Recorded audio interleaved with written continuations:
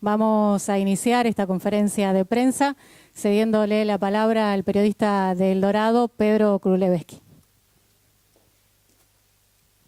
Muchas gracias. Buenas tardes. Gracias por la convocatoria, por la invitación, especialmente a los que tenemos la oportunidad de trabajar en el interior de la provincia, venir a compartir en esta jornada donde se deja inaugurada formalmente las sesiones con la tarea legislativa ya a pleno y tener la oportunidad de consultarle al presidente de la legislatura particularmente cuál es la visión en este año iniciado donde, bueno, este mapa, este horizonte político ha tenido un viro respecto al último periodo que vivimos los argentinos y qué herramientas desde el legislativo van a aportarle al Ejecutivo Provincial para poder continuar con la senda trazada, los hechos logrados y los desafíos que se vienen. Bueno, esa es una pregunta clave que en sí misma va respondiendo a un cambio de 180 grados con la etapa anterior, la que finalizó el 10 de diciembre anterior, o mejor dicho, la que dio inicio a esta nueva etapa a partir del 10 de diciembre, ¿no? Es muy importante comenzar, valga la redundancia, por lo primero. Y lo primero es que, en lo que respecta a la política, el gobierno nacional hoy es gestionado por una alianza de diferente color político al que veníamos acordando a partir del triunfo del Frente Cambiemos. Entonces ahí encontramos una primera diferencia, gran diferencia. En la provincia nosotros, hay que recordar rápidamente, apoyamos otro partido político. Eso no es inconveniente, o a priori no tendría que ser inconveniente a partir del hecho de que si pensamos en una construcción democrática moderna los argentinos, yo por lo menos lo pienso y creo que las grandes mayorías aspiran como ciudadanos a tener una democracia moderna, implica nuevos desafíos. Nosotros aquí asumimos entonces el rol de ser opositores, pero que es una palabra que creo que hay que redefinirla en todos sus términos, y vale bien vale doble iniciar con este término, porque yo puedo dar testimonio, ya que tuve oposiciones casi de la misma naturaleza siempre, oposiciones que terminaron siendo oposiciones clásicas a la antigua, que es rápidamente salir a criticar arduamente desde el primer momento. Incluso me pasó en mi primer mandato, sin siquiera dirigir la palabra el primer día o la primera hora de lo que iba a hacer a la ciudadanía, el bloque opositor en ese caso era conformado por la Unión Cívica Radical, estuvo ausente de esta Cámara. Imagínense el grado de disociación, de disloque que existió, no en un pasado tan lejano, sino, bueno, año 2000, ¿no? Entonces, siempre fue taleando en mi espíritu fuertemente democrático la idea que si en algún momento debía transcurrir como opositor, y también en ese momento yo inauguraba mi tarea siendo gobernador de los Misioneros, pero con un presidente que era el doctor de la Rúa, ¿no? También opositor. Entonces siempre ejercí una manera distinta de ser opositor. Yo considero que primero hay que partir de un espíritu colaborativo, hay que tener un espíritu tranquilo, hay que tener un espíritu que permita poner el acento en las coincidencias, porque son las que van a permitir los resultados concretos, que es la demanda de la gente. y no la demanda del político. La demanda del dirigente político debiera ponerse bien a un costado, porque muchas veces el dirigente político, para hacer saber que es opositor, o se expresa gritando, se expresa a destiempo, la mayoría a destiempo, y no hay que olvidar que recién arrancamos 4 meses de un gobierno que tiene innumerables necesidades. Entonces, es importante en este tránsito ser muy genuinos, sobre todo con el dictado de la gente.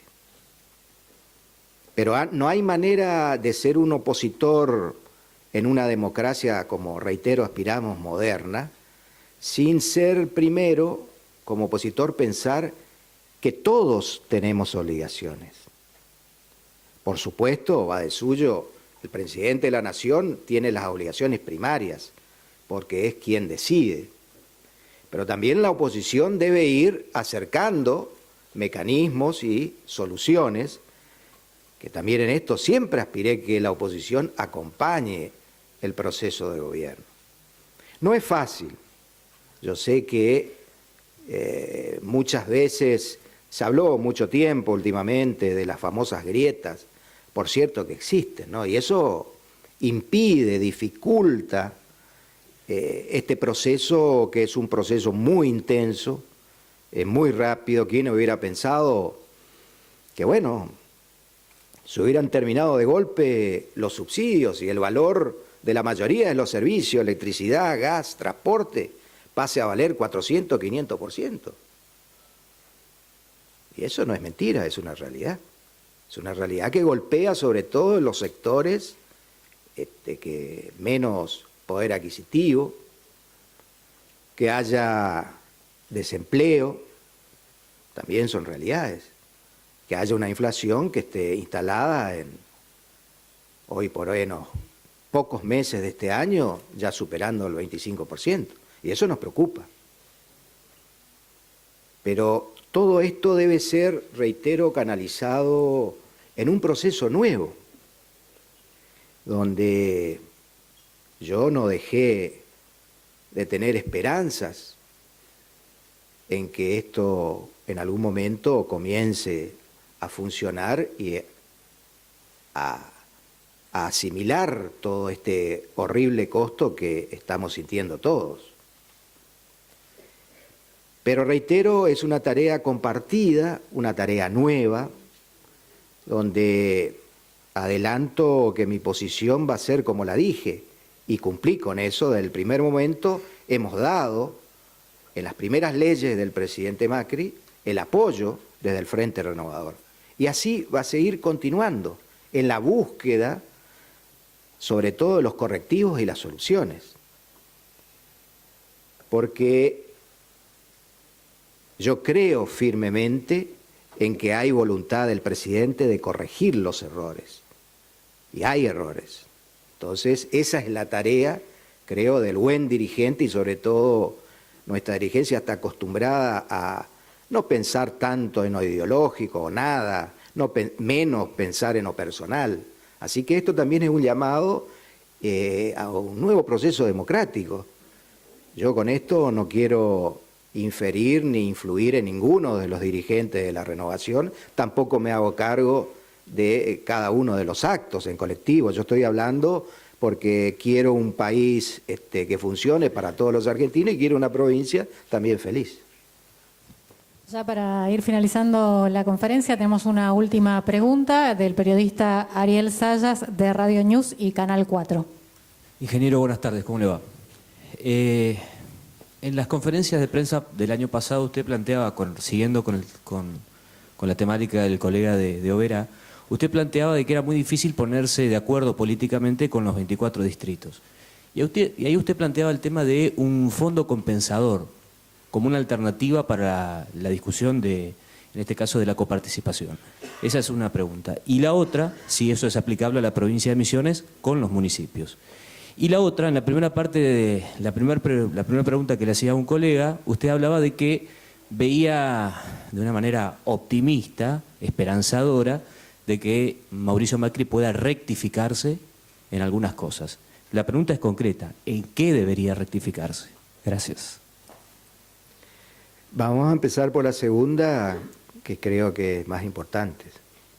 No, con todo respeto, yo no estoy sí estoy en la piel en tanto dirigente político, pero no puedo responder una pregunta que le cabe al presidente. Con todo respeto, lo que expreso, sí, con toda claridad, es una aspiración y un sentimiento. Yo siento que tiene capacidad, y es muy bueno tener capacidad de rectificación de errores.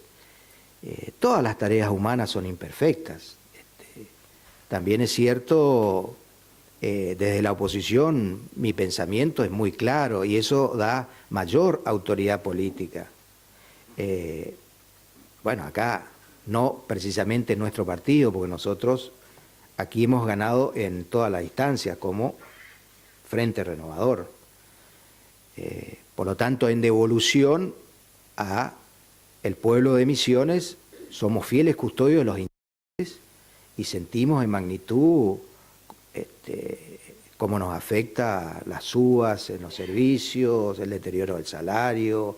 Estamos muy preocupados, es algo, en algunos casos, bueno, muy difícil de llevar y es nuestro principal estado de ánimo.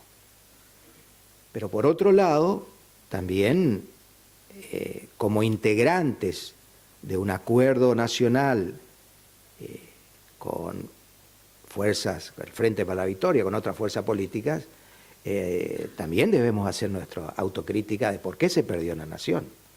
Yo las tengo y las he expresado en el ánimo de promover también un debate antes de hablar, porque es una cuestión en última instancia de autoridad, ¿no es cierto? Entonces, yo considero la política algo muy serio, muy importante, ¿no? Entonces, no todo lo anterior fue malo ni bueno. Entonces, la parte que no fue buena hay que revisarla. Del mismo modo, porque si no lo hacemos, no podemos pedir rectificaciones al que le toca ahora adelante como desentendiéndonos. Yo creo que la política, si la queremos sacar del lodo o en algunos aspectos enlodados en que está, es por este modo, ¿no? De un ejercicio activo donde todos tenemos algo que revisar, algo que corregir, tenemos errores, tenemos que también hacernos cargo de esos errores, y para estar con el foco puesto en lo que quiere la gente. La gente, me animo a decir, que está viendo un escenario como casi una novela donde algunos cuentan una parte de su historia y por ahí se cambia el foco y se va a la otra parte de la historia, y la historia de la gente no está apareciendo, está apareciendo poco. Entonces, sería bueno poner el foco de esa historia, de esos problemas, para adelante, y también aspirar como dirigente a trascender. Hay que hacer un trampolín de las cosas, ¿no es cierto? Y pensar en ese hacia adelante. Y para eso, la única variable que disponemos es el tiempo. O sea, convengamos también, hay muy poco tiempo. ¿De qué pasó? Hay que dar más tiempo a las cosas, como el padre que le corrige o se enoja con su hijo, pero bueno, y le sigue corrigiendo, pero le da tiempo y va creciendo. Eso es crecer, y también es crecer en democracia. De ese modo se crece en democracia. No en actitudes cerradas, que sí, por ahí no descuidan la objetividad del problema. Esto no es esconder el problema tenemos, y lo sabemos, no lo vamos a reiterar, ¿no es cierto? Así que yo creo profundamente en esto, creo que es muy buena la oportunidad para plantear una salida hasta intelectualmente válida. El último gran sociólogo, para mi gusto, Zygmunt Bauman, creó el concepto de la política líquida, la modernidad líquida. Liquid Modernity es el último libro, es un libro que es bestseller en otros centros, sobre todo en Inglaterra. Y bueno, donde la sociedad está transcurriendo, marca un poco el estado de la transición actual de la sociedad, de un concepto de rígido, donde lo rígido, la sociedad rígida o sólida anterior, basada en conceptos estables o supuestamente estables, ¿no es cierto?, psicológicamente estables, en que la prosperidad la modernidad, la globalización le daba estabilidad, la mayor esperanza de vida nos hacía eternos, dio durante mucho tiempo y más las políticas, las profusión de películas en este aspecto, bueno, con superhéroes y bueno y personajes, nos van metiendo en el cerebro la idea de que, bueno, de una permanencia y de una seguridad casi sin límites. Y de golpe, esta sociedad del siglo XXI se ha convertido en una sociedad absolutamente vulnerable, donde plagas ya desconocidas como el dengue matan personas o afligen a miles. El resfrío, ahora este año va a ser estrago otra vez, la influenza que había desaparecido hace cuánto tiempo, bueno, ni que hablar de enfermedades crónicas, todo lo demás, catástrofes, cambio climático. Hoy la sociedad se ha convertido en una sociedad temerosa, ni que hablar de atentados terroristas, ¿no? Accidentes. Entonces pasamos de esa sociedad donde tenía todo en caja, estaba totalmente asegurada, a una sociedad que no lo es. Esa es la sociedad líquida, que plantea con justeza de términos esto. Y bueno, acomodarse, ¿qué significa? Que hay que acomodarse a las circunstancias. El líquido se acomoda al recipiente, esa es la idea central, ¿no es cierto? Y cada realidad es un recipiente distinto, entonces hay que acomodar.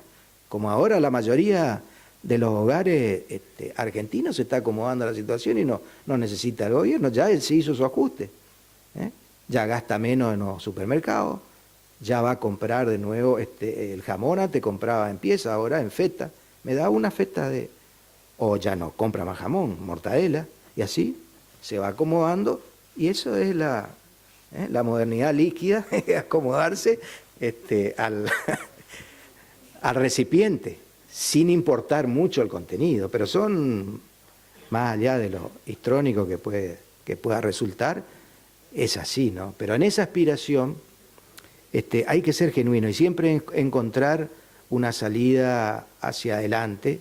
Yo no tengo dudas que los jóvenes, si atendiéndolos a sus reflexiones, están en mayor capacidad que la nuestra, justamente porque por esa flexibilidad de acomodarse rápidamente a determinadas situaciones, y el adulto se va haciendo conservador por evolución, ¿no es cierto? No querés riesgos, y por ahí vienen cosas donde vale la pena arriesgarse. Muy bien, de esta manera damos por finalizada la conferencia.